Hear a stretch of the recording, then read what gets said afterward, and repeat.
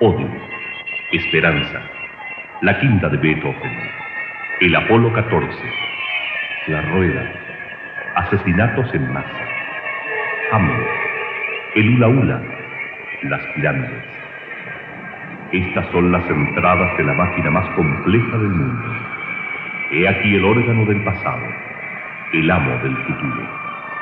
He aquí el más notable de todos los mundos, el almacén del conocimiento, la fuente de la creatividad, el soñador de sueños, el corazón y centro de la vida que cada uno de nosotros posee. Este es el panorama del cerebro humano.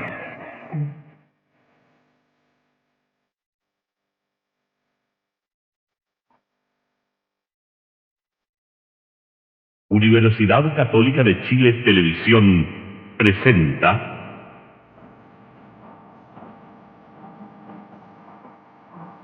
El cerebro.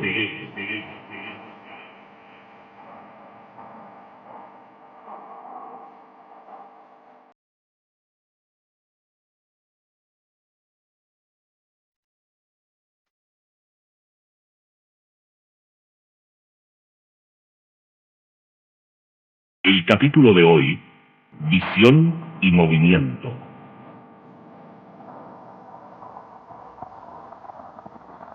Muy buenas noches. Cuando hablamos del cerebro, lo usual es centrar la atención en su habilidad de pensar. Y esto es cierto, pero la mayor parte de él está en lo que llamamos comúnmente piloto automático.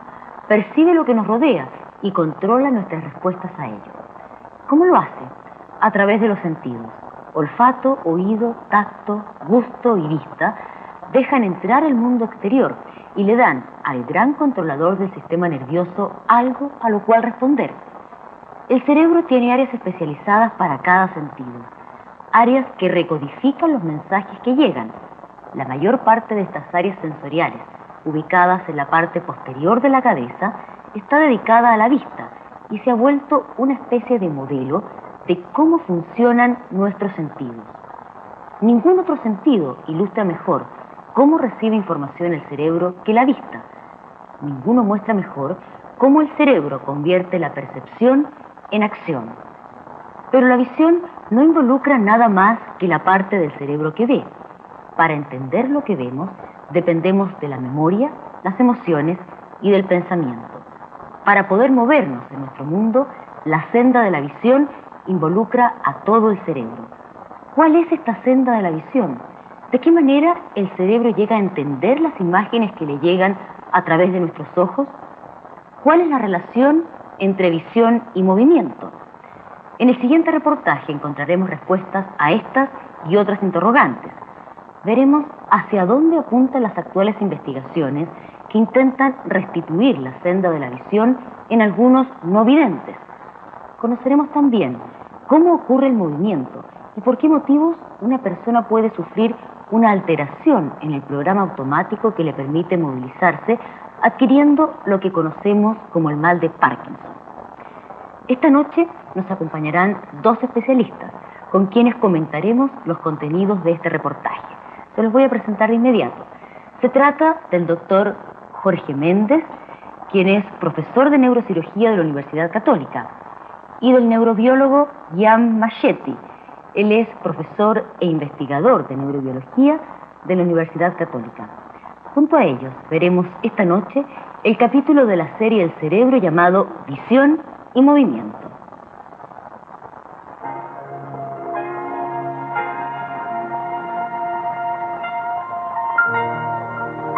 Creo que Greg Louganis, sin lugar a dudas, es el mejor clavadista que ha existido. Al hacer los clavados más difíciles, él crea la ilusión de que son muy sencillos, sin ningún problema. Muchos concuerdan con el entrenador Ron O'Brien en que Greg Louganis es el máximo clavadista en el mundo. De algún modo, él puede hacer que lo complejo, lo peligroso, parezca suave y simple. De algún modo logra transformar la gimnasia en un ballet aéreo. Los Juegos Olímpicos de 1976 en Montreal. Greg solo tenía 16 años. Era su primera Olimpiada. Sin embargo, ya era un talento prodigioso, demostrando una y otra vez que el suyo era el cuerpo perfecto para este deporte. Pero la perfección física es todo lo que hace falta para la excelencia atlética. Consideren entonces al cerebro que hace posibles todas estas habilidades. Greg, ese estuvo bastante bien, pero si quieres alcanzar dieces con ese clavado, tendrás que subir un poco más el brazo derecho y A los luego... 24 años, Greg entrena con Ron O'Brien para la Olimpiada de Los Ángeles. Hazlo otra vez. De acuerdo.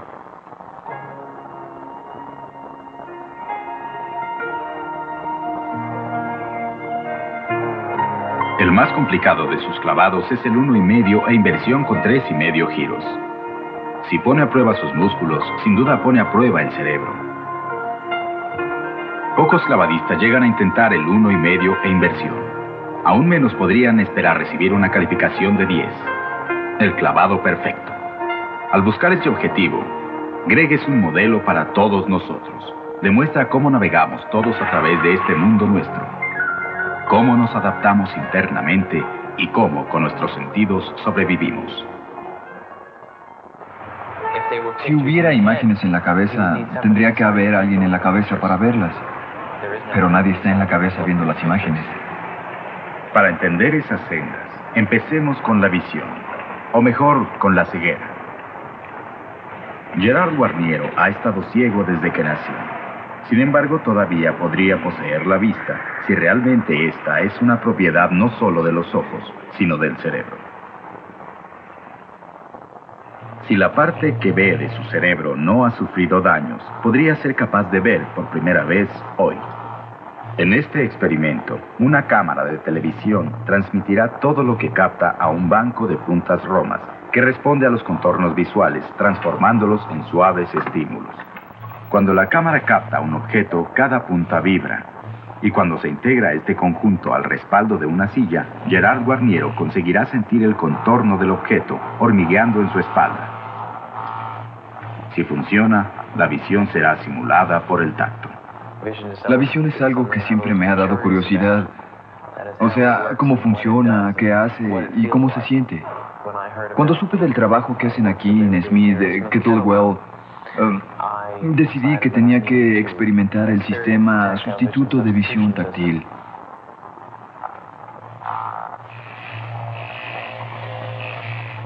Es una jarra rociadora, con la agarradera a la izquierda.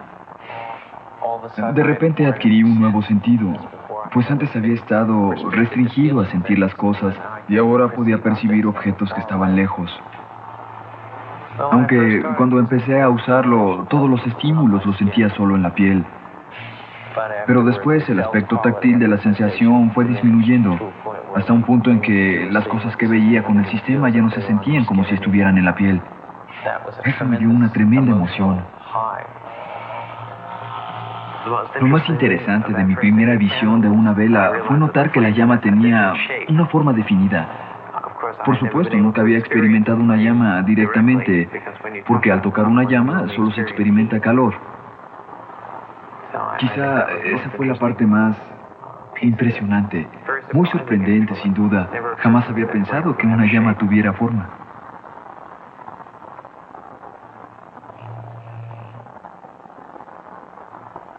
Así que Gerard Guarniero por fin ha podido percibir sin los ojos.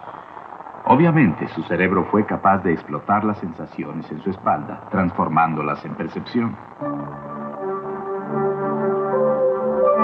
Si el hormigueo en la espalda puede ser un sustituto de la visión, entonces, ¿qué es la visión?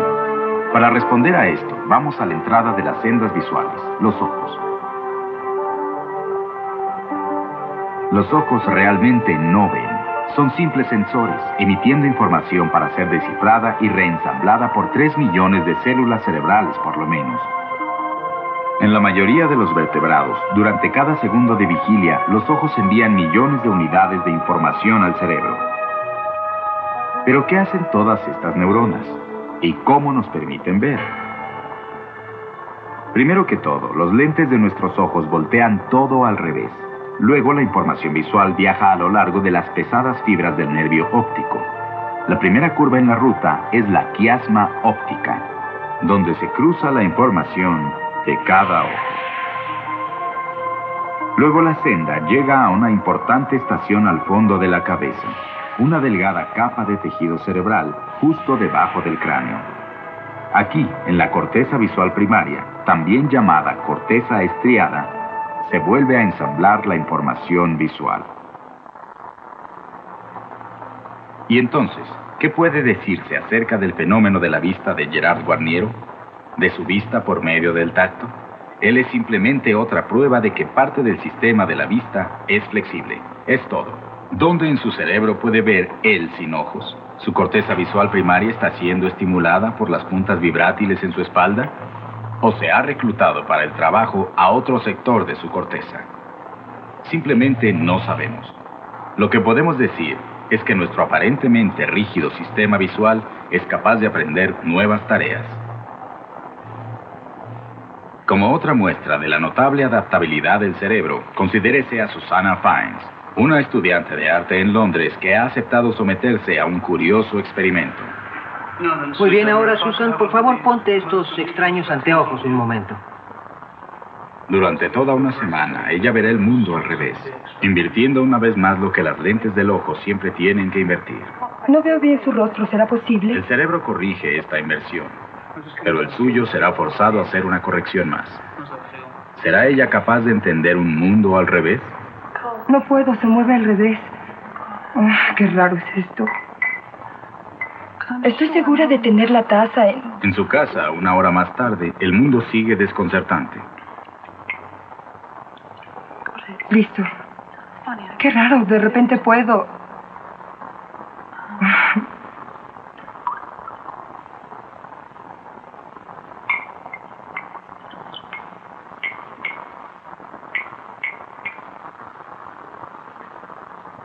Lo perdí otra vez. Oh, Dios, ¿qué hago ahora? Es tan extraño. Al tercer día, Susana trata de escribir su nombre sin ver. No estoy segura por qué lado empezar.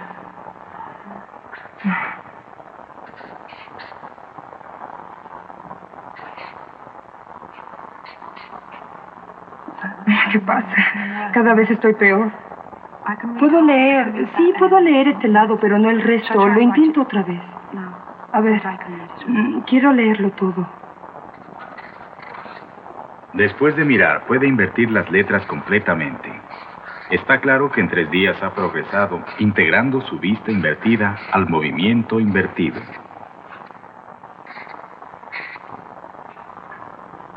Listo, esto puedo leerlo fácilmente.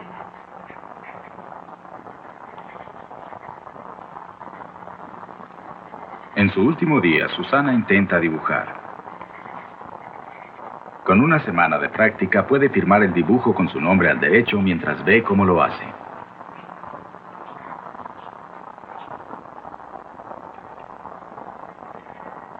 La parte que ve del muy flexible cerebro de Susana, de algún modo ha integrado el mundo de siempre a su vista alterada.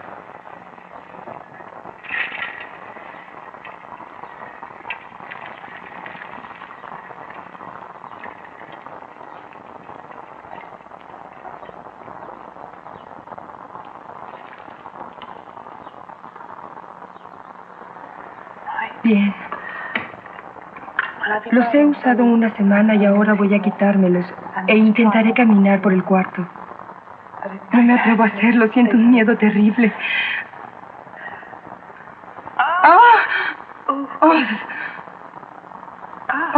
Esto es extraordinario.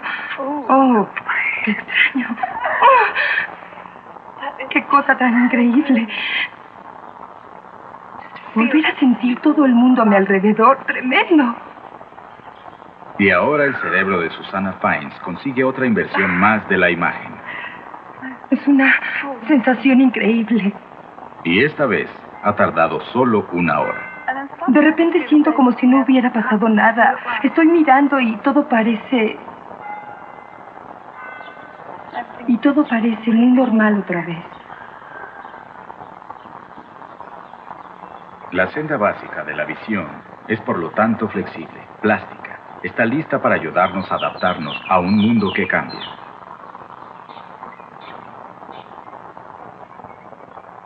Pero ver es solo una pequeña parte del percibir.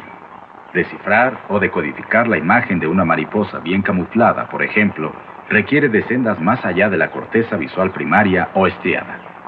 Líneas, bordes y frecuencias visuales nos dan la sensación de tamaño y forma. Pero poco nos dicen de un dálmata. Aquí están trabajando áreas superiores de su cerebro, una región de territorio cerebral casi inexplorado al cual el doctor Mortimer Mishkin ha dedicado la mayoría de sus estudios. La corteza estriada es tan solo la primera estación en los hemisferios cerebrales que recibe información de la retina. Y parece como si la corteza estriada en el fondo del cerebro retransmite información por dos diferentes senderos. Uno hacia la parte superior del cerebro, a una región llamada lóbulo parietal, y otra va hacia la parte inferior del cerebro, a la región que llamamos parte ventral del lóbulo temporal. Ese sendero superior, que entra y sale de la corteza exterior, hace una serie de computaciones visuales muy específicas.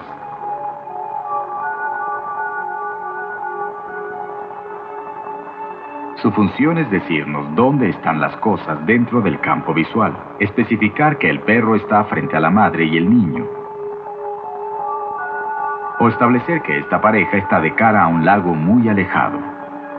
Obviamente, este sendero nos ayuda a orientar un objeto respecto a otro, un vaivén visual que continúa en tanto nuestros ojos sigan abiertos. La función del sendero inferior es tal vez la más sorprendente. En una serie de etapas similares, nos ayuda a explicar qué son los objetos. Nos dice que esto es un perro, este es un niño, este es un hombre. Al investigar nuestro sistema de la vista, los neurocientíficos han notado que las células cerebrales aquí son muy específicas. En los 50, algunos neurocientíficos las llamaron células abuela. La teoría que disfrutó de cierta popularidad decía que de hecho tal vez poseemos una célula especial que se enciende cuando nuestra abuela aparece. Y otra célula para todas y cada una de las personas que hemos visto alguna vez. Estas células se describían casi como miniaturas de esa persona, abuelita dentro de una célula. Por sorprendente que sea esta teoría, ahora parece que estas células al extremo del sendero inferior realmente pueden ser similares a las células abuela. Claro que aún no tenemos idea de cómo opera este sistema visual de propósito especial, pero sabemos que el causarle daño, de hecho, ocasionará dificultades para reconocer rostros de los amigos o parientes. Esta visión superior no se limita a rostros. Puede ayudar a localizar el único animal cojo dentro de una manada de 25,000. Para el león, esa computación visual es tarea de todos los días. ¿Acaso puede examinar las 100,000 patas para ver heridas? ¿O solo está buscando excepciones visuales? Alguna irregularidad de movimiento que se note más claramente que una pata ensangrentada. ¿Cómo localizamos a un viejo amigo que camina entre una multitud? ¿Por el color de sus calcetines o por el modo de caminar? Como sea, aunque a este proceso lo llamamos ver, es un orden muy alto de visión. Es percepción. ¿Y en cuánto tiempo ocurre todo esto? Bueno, el proceso de ver y percibir algo tan elemental como un fogonazo de luz toma como 0.3 de segundo. Así, eso es ver. Si parpadeó, pudo perdérselo. En esta primera parte del reportaje se nos mostró cuál es la senda que sigue en nuestra visión. Y se nos presentó también un interesante experimento que se llevó a cabo con el no vidente Ronald Guarniero. Es aquí donde yo quiero ya preguntar a nuestros invitados. Doctor Méndez, ¿qué es lo que realmente llegó a ver el no vidente Ronald Guarniero, quien tuvo esta experiencia tan impresionante en un laboratorio norteamericano? Bueno, tal como se describe en el experimento, el individuo es estimulado por una serie de botones, ¿no es cierto?, que van configurando la forma el contorno de la tetera, en el caso, o de la llama de la vela. Al comprimirse entonces la piel, parten estímulos hacia la corteza cerebral que van a ir identificando dicha forma. Un ejemplo sería de que nosotros, alguien nos dibujara en la espalda un círculo, sin verlo, y nosotros inmediatamente vamos a saber de que se trata de un círculo. De la misma manera puede este otro señor identificar una forma. Lo interesante del caso es de que estos diversos sentidos en alguna forma conducen a un lugar común, que es la conciencia de una determinada imagen, en este caso.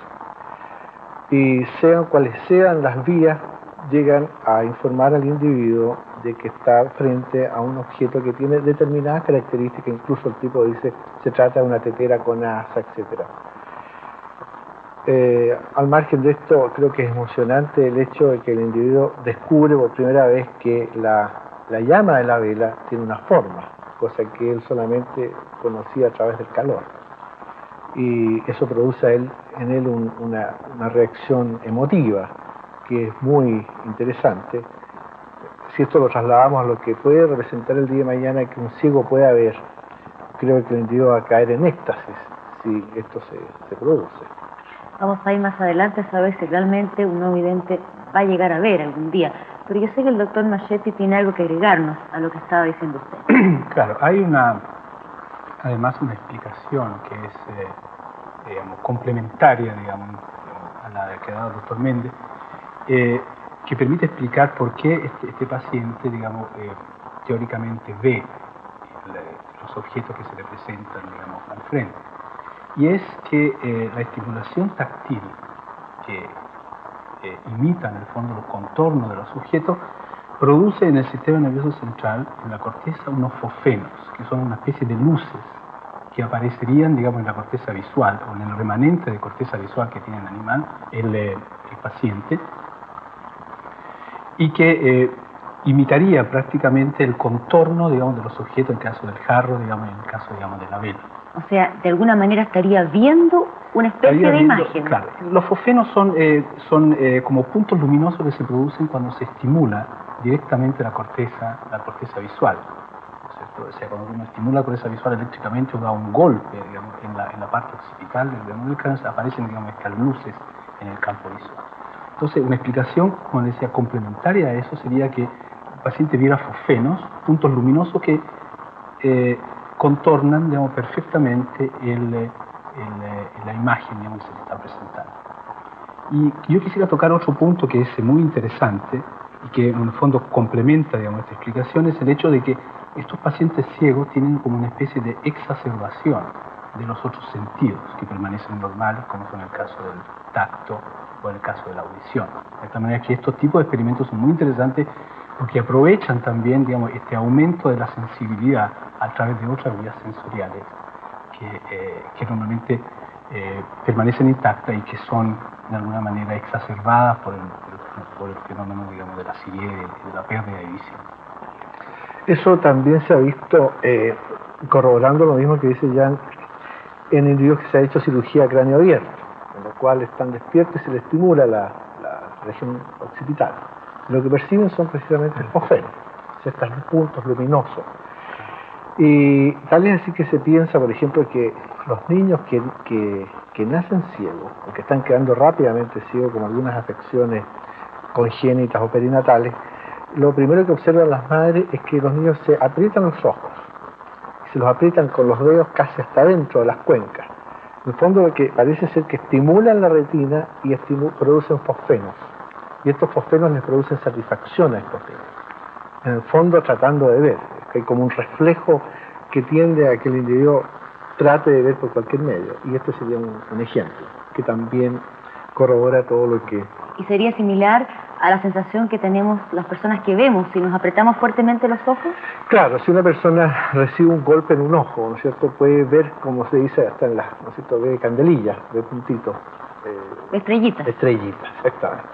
Y eso sería lo que estas personas entonces estarían viendo. Exactamente. Usted señaló antes, doctor, una interesante línea hacia donde podría dirigirse el caso de los no videntes, y es la posibilidad de que por algún medio ellos puedan llegar a ver. ¿Cuán lejos o cerca estamos hoy día de lograr eso? Bueno, si el aparato, diríamos, óptico, que es el ojo y el nervio óptico, está dañado, la única posibilidad es de estimular, como decía Jan, directamente la corteza cerebral, que es a donde se reciben los estímulos. Y esto entonces ha dado origen a unos experimentos que están utilizándose en el hombre, en el cual, como la corteza occipital está aquí atrás, se hace una ventanita frente a ella y se coloca una placa de acrílico especial que tiene unos terminales que van justamente a terminar a la corteza occipital. Estos terminales están conectados con una microcámara de televisión, de tal modo que manda impulsos que estimulan la corteza y producen precisamente fosfenos, de alguna manera. Con lo cual el individuo tiene una visión de luz y sombra y ve por lo menos formas, contornos. Hay experimentos interesantísimos que la persona describe, ve cómo se acerca una persona, ve la forma de los edificios. Ahora, obviamente que gracias al avance de la tecnología y la microcomputación, todo esto va a ir mejorando. Como las primeras cámaras de televisión eran así, veíamos luz y sombra, y hoy por hoy vemos hasta el más mínimo detalle. De modo que en el futuro existe esa posibilidad, en tanto en cuanto la corteza no se haya dañado, que sea nada más que el aparato óptico el que se dañó, que es por lo demás la gran mayoría de los casos de ceguera. Quisiera agregar algo que me parece interesante, digamos. Depende un poco del momento en que se produce la ceguera, ¿no? Si la ceguera, digamos, es congénita, o sea, aparece, el individuo nace con ciego, prácticamente, digamos, en el fenómeno, por ejemplo, del sueño, de la ensoñación, no sueña con visiones, sino que sueña con sensaciones de tipo táctil o sensaciones de tipo auditivo. En cambio, si la ceguera viene en una etapa más tardía, o sea, cuando ya el individuo ha tenido una cierta experiencia visual, a pesar de estar ciego, tiene ensoñaciones o actividad onírica con visión. Eso es en base a la memoria. En base a la memoria. Eso es en base a la memoria. Nosotros soñamos en la noche sin ver y vemos imágenes, pero en base a que la memoria está funcionando. Vamos a volver a retomar estos temas, pero antes vamos a ir a una pausa comercial.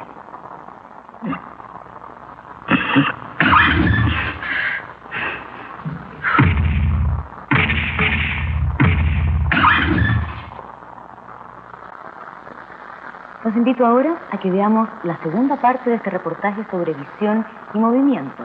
Volveremos después a una nueva conversación con nuestros invitados.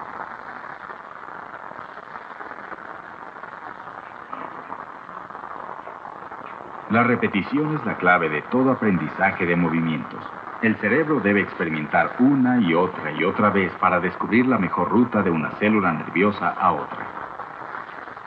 Al realizar una actividad en la que la visión es importante, dos sistemas, visión y movimiento, deben hallar dónde y cómo cruzarse.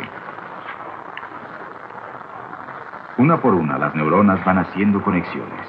Una conexión se extiende, muy pronto hay una trocha, y por fin es un sendero. La cooperación entre esos dos senderos solo puede lograrse con la repetición.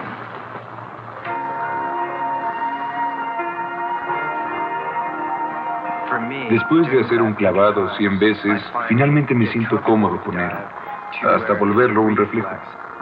Y hacer eso al competir una y otra vez refuerza mi poder para hacer el clavado sin tener que pensarlo demasiado. Pues cuando uno piensa, ¿qué tengo que hacer ahora? Ya acabó todo.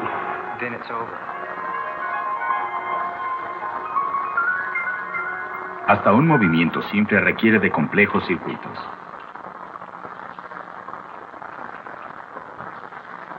Un robot sirviendo un vaso de vino. Simple para nosotros, pero difícil de duplicar en una máquina. El robot necesita tener condiciones constantes. Las cambiamos y hace un desastre. No tiene reflejos. Caminar. Para nosotros tan fácil, pero para una máquina es un acertijo electrónico enorme. Estas piernas pesan más que un ser humano. Cuestan $500,000 y necesitan por lo menos 3 supervisores. Aún así, avanzan a punto de caer. Sorprendente, pues caminar parece requerir poca intervención del cerebro. Hasta un niño recién nacido posee capacidad para caminar. El Dr. Sten Grillner del Instituto Karolinska en Estocolmo demuestra que la habilidad de caminar se hereda, no se aprende. Parece que ya traemos un patrón básico para caminar impreso en el sistema nervioso como parte de nuestro pasado evolutivo.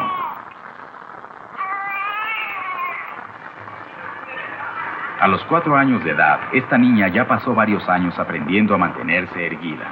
Así que ya habrá construido otros senderos neurales relacionados con el equilibrio. Aún así, ella y todos nosotros tal vez siempre estaremos dependiendo de patrones de movimiento heredados, diseñados para nosotros durante los últimos billones de años. ¿Escozor en la nariz? Un estornudo. El estornudo, como el caminar, está impreso en el sistema nervioso. No tiene que aprenderse. Es un sistema de circuito cerrado. Entrada, salida, refleja. En estos reflejos es de hecho donde muchos científicos han iniciado su búsqueda para entender cómo nos movemos. Entender cómo las neuronas, o sea, nuestras células nerviosas, se comunican entre sí es algo esencial. Nosotros debemos entender lo que hacen, cómo reúnen información, cómo se comunican entre sí antes de entender cómo nos movemos. La razón es obvia. Para el doctor Rodolfo Linas, la razón es obvia. Su máxima preocupación durante las 2 últimas décadas ha sido los más básicos componentes del movimiento. Su investigación lo lleva cada verano a Woods Hole en Cape Cod, donde aprende acerca del proceso motor humano observando el del Oligopelia o calamar. Parecerá extraño que uno use esta criatura marina un poco primitiva para entender nuestros movimientos.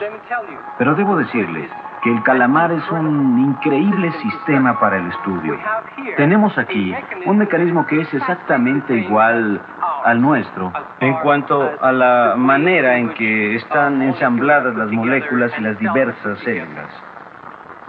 Con la diferencia de que aquí está hecho a enorme escala. No se necesita un microscopio de luz de gran aumento o un electromicroscopio. Aquí se ve a simple vista. Tenemos aquí una sinapsis, el contacto entre 2 neuronas, que de hecho puede disecarse del animal, verse bajo el microscopio y estudiarse justo frente a uno. Todo lo necesario para entender cómo funciona el cerebro está envuelto en esta sola sinapsis.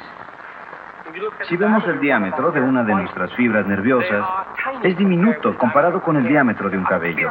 Son muy delgadas. Uno ve una de estas fibras gigantes del calamar y son tan grandes que por mucho tiempo la gente creyó que eran venas. Estas 2 enormes neuronas intercambian información química a través de este paso crucial, la sinapsis. En el calamar tenemos a cada lado del animal 3 neuronas, trabajando en serie. Aunque el calamar esté muerto, el doctor Linas puede hacer mover el manto como si estuviera vivo, estimulando eléctricamente el extremo de una neurona. Una tras otra, las neuronas reciben la señal a través de sinapsis por medio de transmisión química. Un sistema esencialmente idéntico al modo en que generamos movimiento en nuestro cerebro humano. Ahora, aquí hay otra respuesta. O sea, esta señal que pasa a la siguiente célula. Este proceso de transferencia de señal de una fibra nerviosa a la siguiente es lo que conocemos como transmisión sináptica. La señal que entra libera una sustancia química que a su vez genera el otro componente, como vimos en la sinapsis viva hace un momento. Todo el proceso tarda más o menos 1 milésima de segundo. Esto es lo que pasa en todas las sinapsis de nuestro cerebro. Es el mecanismo por medio del cual activamos nuestros músculos. Es el mecanismo con el que las ideas son transformadas en toda clase de movimientos. En nuestro caso, millones de células están siendo conectadas. El más simple de los movimientos, como mover las manos, tocarse la nariz, exige que miles de fibras musculares se conecten Y eso requiere que millones de células disparen. Para que disparen esas células, una decisión debe tomarse. Y no la toma una célula. Más bien hay un referéndum. Un gran grupo de células decide, entre comillas, si quieren que el movimiento ocurra o lo que sea. Es una democracia, al contrario del calamar, donde tenemos una dictadura. Eso es realmente la diferencia básica, no el mecanismo. Como en la vista, estas neuronas del movimiento comprenden una parte definida de la arquitectura del cerebro. Las señales electroquímicas pasan a través de 3 estaciones principales. Una cerca de nuestro primitivo tallo cerebral, otra en el respaldo de la cabeza, el cerebelo, y la última en la superficie del cerebro, en la corteza. El simple subir por una escalera hace que una gran mayoría de los cerca de 600 músculos del cuerpo reciban señales de la médula, que a su vez recibe órdenes específicas de nuestra corteza motor. También el cerebelo emite órdenes de tipo diferente, mientras parece que pende como una segunda idea atrás, al fondo de nuestra cabeza. En tanto el cerebelo no es esencial para causar el movimiento, parece ser fundamental en la coordinación y programación. El doctor Masao Ito, de la Universidad de Tokio. Lo elaborado de nuestro movimiento se debe en gran parte a la función del cerebelo, que le da 4 aspectos especiales al movimiento, y son coordinación, predicción, aprendizaje y programación. Por ejemplo, puedo tocar mi nariz con mi dedo índice y con los ojos cerrados. Así. Es sencillo y muy exacto. Pero un paciente con un defecto en el cerebelo puede no lograrlo. Tal vez se exceda o no llegue.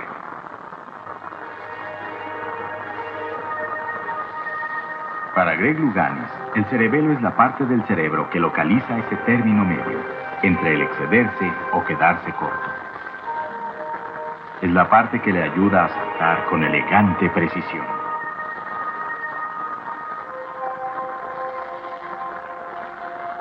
Pero esto es posible, como en todo movimiento, porque el cerebelo y otra área del cerebro, llamada ganglios basales, son aliados. Los ganglios basales son los centros nerviosos que suministran el programa automático para el movimiento. Son los iniciadores de acción sin pensamiento. Nos ayudan a montar en bicicleta sin tener que concentrarnos y le ayudan a Greg Louganis a arquearse en el espacio sin pensar en sus pies.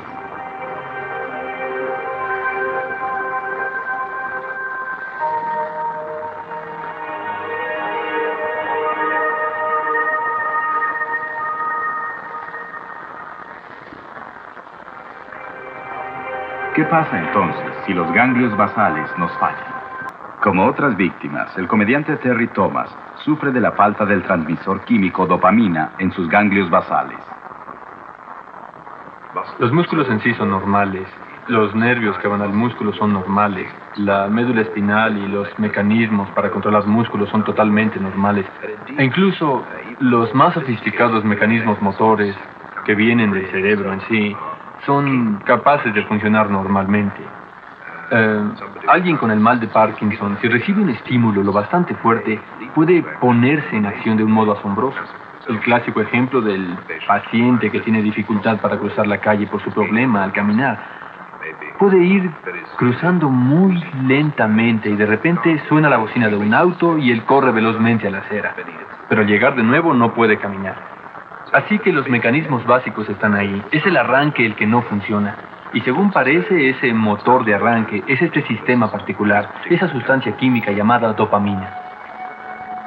El neurotransmisor dopamina es la sustancia química que aparece aquí tendiéndose sobre brechas sinápticas entre células nerviosas de los ganglios basales. Esta sustancia es suministrada a la sinapsis por una región cercana, llamada sustancia nigra. En el cerebro de Terry Thomas, tal como en otros pacientes del mal de Parkinson, esta área se ha consumido. Sin la dopamina que produce, no podemos usar totalmente los programas motrices que suministran los ganglios basales. Cuando me levanto durante la noche, yo no duermo bien. Por un trozo de chocolate. Yo suelo tratar de despertar por un chocolate. Cruzar esa puerta de mi recámara a la cocina, donde está el chocolate. O puedo usar la otra puerta y ahí también tengo chocolates. Los tengo juntos en todas partes. En ese paso por la puerta, no logro cruzar esa entrada. Y tengo que forzarme a avanzar. De veras, es casi como si los pies se pegaran al suelo. Y uno se tambalea y viene y va y por fin cruza. Y he intentado trucos como cruzar danzando. Y a veces ha funcionado. Y uno se dice, excelente, arreglado. Y al día siguiente uno lo hace y cae de bruces riendo. Para Madame Moufflet, en Francia, la enfermedad ha avanzado considerablemente. Hasta para caminar, su esposo y su hijo deben darle metas que vencer.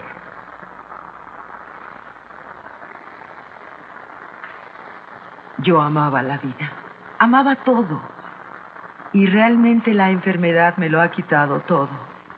La agarra a una por el cuello y la sensación es horrible. Una siente como si estuviera ahogándose. A los 45 años de edad quedaría atada a su casa de no ser por una especie de cura que está a punto de tomar. Una droga catalogada como milagrosa, introducida en 1970. Se llama L-Dopa. Es una droga que el cerebro transforma en dopamina, devolviéndole a la víctima del mal de Parkinson el movimiento casi normal. En estas extraordinarias imágenes podemos ver regiones del cerebro activadas cuando un paciente absorbe L-Dopa. En el centro de la toma, los ganglios basales muestran un aumento de actividad como resultado de la entrada de la droga. Su efecto en esta región central es lo que causa esos dramáticos resultados. En cuanto tomo la droga, siento un alivio gradual. Todo vuelve a ser normal. Me siento más alegre y a menudo me sorprendo cantando. Pero la L-Dopa no es una droga permanente ni está libre de efectos secundarios, y los científicos ya empezaron a buscar otras curas. El doctor Lars Olsson ha estado experimentando con implantes de células cerebrales en animales de laboratorio del Instituto Karolinska de Suecia. Pero la colocación del resorte está en la posición correcta. Su investigación condujo directamente a la primera operación de implante cerebral que se le ha realizado a un ser humano en 1982. El primer paciente que aceptó una operación así fue Nils Bergendal, una víctima del mal de Parkinson que hoy vive en las afueras de Estocolmo.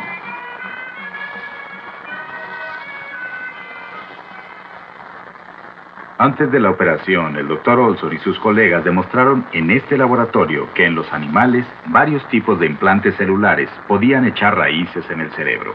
Esta clase de investigación demostró que el cerebro animal puede aceptar y explotar material celular trasplantado. Pasaron 10 años de cuidadoso trabajo antes de que esta técnica pudiera ser aplicada a solo un ser humano. En experimentos realizados con ratones, cantidades diminutas de tejido cerebral embrionario se implantan en los ganglios basales de animales adultos. Y no son rechazados porque el cerebro es lo que llamamos sitio inmunológicamente privilegiado. O mejor dicho, las cosas implantadas en el cerebro no son rechazadas como pasa en otras partes del cuerpo. En los ratones, las células implantadas prosperaron, desprendiendo nuevas fibras y produciendo el neurotransmisor faltante, la dopamina.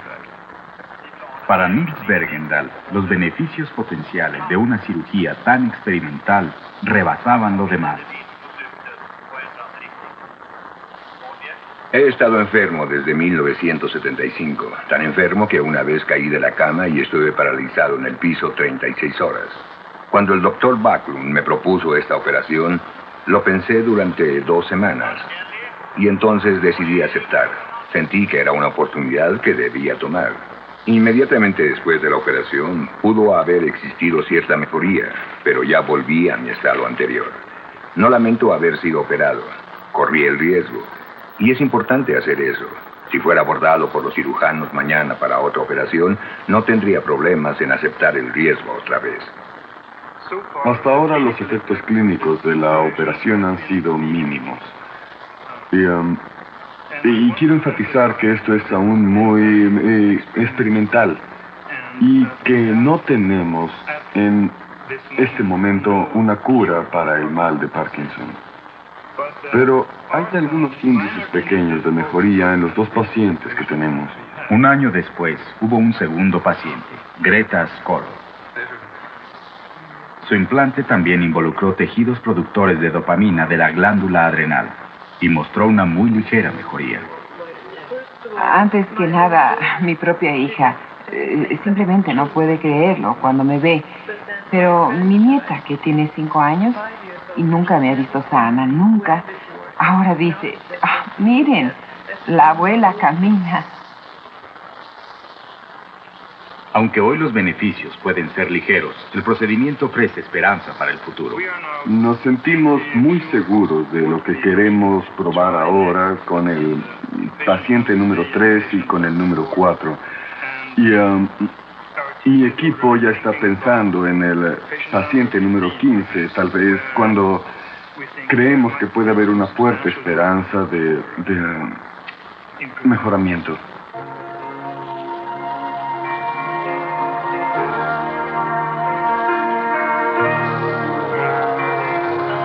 En tanto estos desórdenes nos ayudan a entender las funciones normales, el movimiento perfecto nos ayuda a apreciar el exquisito potencial de nuestro cerebro. Greg Louganis nos muestra cómo recibe información el cerebro y cómo responde a ella con elegancia. De sus ojos al fondo de su cerebro y a lo largo de los 2 senderos más altos de la vista, pasa un desfile continuo de actividades olímpicas. Y así ocurre con nosotros. Gracias en parte a la constante práctica, él ha formado rutas de neuronas desde la entrada por la vista hasta la salida en forma de movimiento. Corteza motor, cerebelo, ganglios basales. Estas áreas del cerebro de Greg pueden operar casi por reflejo, mientras busca el 10 de la perfección. Lo que para nosotros es poesía aérea, para él puede ser un simple reflejo. Sin duda, Greg Louganis tiene un cuerpo atlético soberbiamente coordinado, pero las proezas que realiza solo pueden conseguirse por medio del soberbio diseño del cerebro. Mientras él crea milagros en el aire, para todos nosotros, ver, responder o dar el más simple de los pasos es un milagro igualmente grande. En esta segunda parte del reportaje ya nos ha quedado más clara cuál es esta relación que existe entre visión y movimiento. Sobre ello quiero volver y preguntar a usted, doctor Moschetti, ¿qué tiene que pasar en un cerebro como el de Greg Louganis que vimos aquí, donde hay una extraordinaria precisión en los movimientos que él es capaz de realizar? El problema, digamos, fundamentalmente yo creo que es un problema, digamos, de tipo genético. O sea, 2 personas con el mismo nivel de entrenamiento, ¿no es cierto?, no alcanzan el mismo grado de perfección. De tal manera de que hay ciertas personas que tienen una cierta predisposición natural que viene, digamos, a través, digamos, de la información genética que les permite, digamos, realizar una coordinación de movimiento de tal manera de realizar, digamos, un acto en forma perfecta. Ahora, lo que a mí me llama también la atención en el video y en los saltos, digamos, de Greg Louganis es que él, antes de saltar, tiene unos 10 o 20 segundos en los cuales se concentra. Y en esas condiciones, lo que él hace fundamentalmente es repasar visualmente, con una visión interior, todos los movimientos secuenciales que deberá realizar después cuando realiza el salto ornamental propiamente tal. ¿Y eso es lo que nos ocurre a todos los seres humanos cuando realizamos cualquier movimiento? No, Digamos, los movimientos pueden realizarse en una forma absolutamente automática, o puede, digamos, tener una programación previa a través, digamos, justamente de una visualización interior de los movimientos a realizar antes que el individuo los realice efectivamente. Bueno, una de las cosas que nos muestra el programa es esta extraordinaria precisión en el movimiento. Lo otro es la anomalía que puede llegar a producirse en el movimiento cuando ocurre el mal de Parkinson. ¿Qué se sabe hoy día de los tratamientos para esta enfermedad, doctor? ¿Cuánto se ha avanzado? ¿Cuán lejos estamos de que estos injertos, estos trasplantes que se ven en este programa prendan con efectividad en los pacientes? Bueno, yo creo que sería importante primero explicar un poco a qué se debe la enfermedad de Parkinson. El conocimiento que tenemos hoy por hoy es de que un núcleo muy pequeñito, que se llama sustancia negra, produce una sustancia química llamada un neurotransmisor, como se llama, que es la dopamina.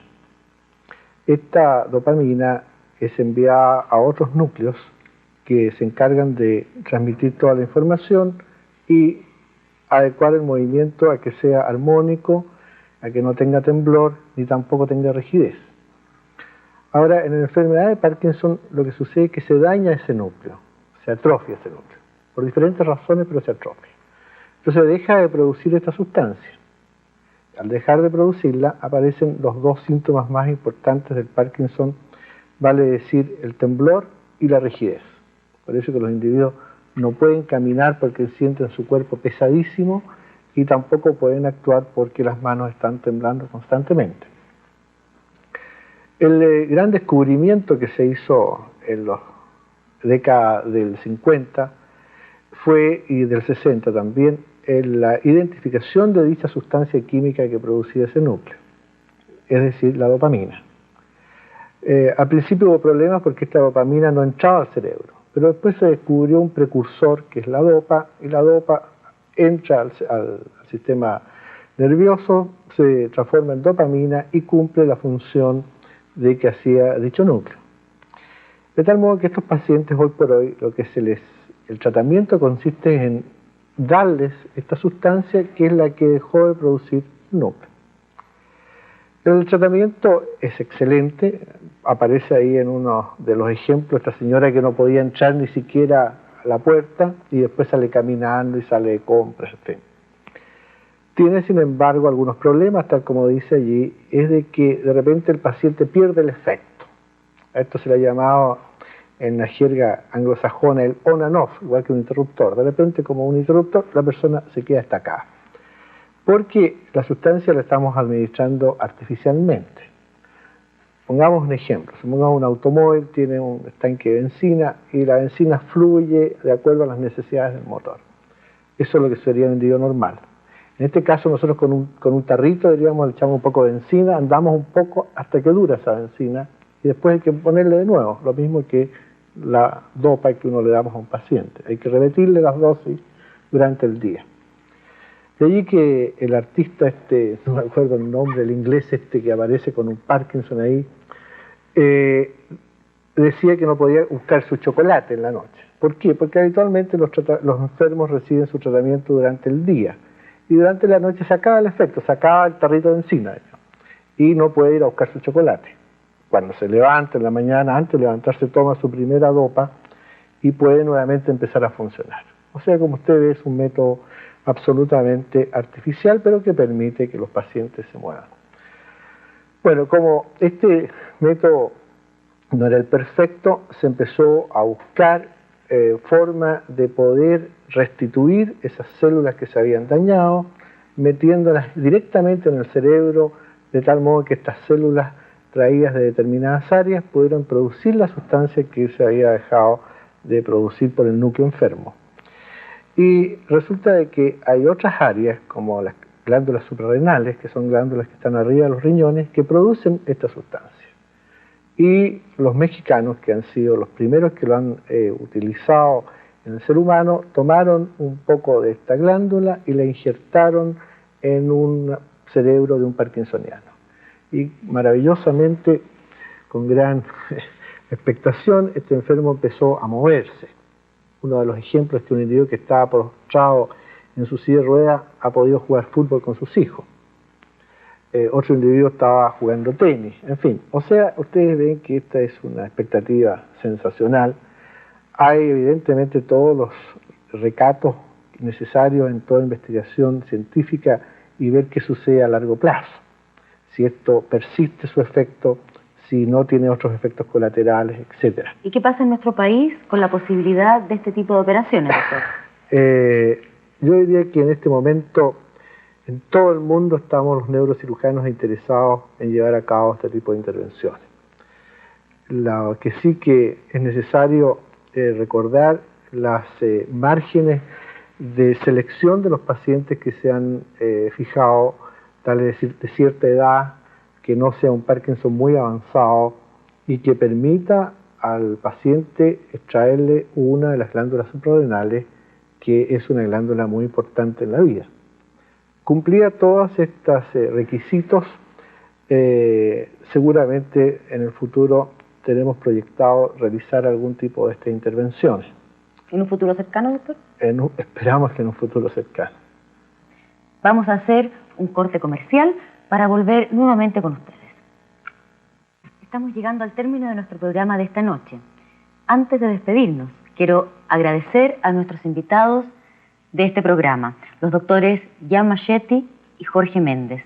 Estoy segura que sus explicaciones nos han ayudado a entender mucho mejor cómo funcionan estas partes fundamentales de nuestro cerebro, como son la visión y el movimiento. La próxima semana volveremos con un nuevo capítulo de esta serie El Cerebro, donde podremos conocer más de otras importantes funciones de este vital órgano. Muy buenas noches y muchas gracias.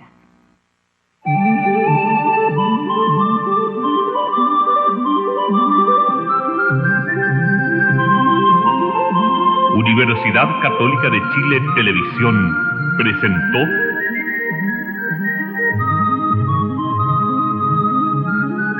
El Cerebro.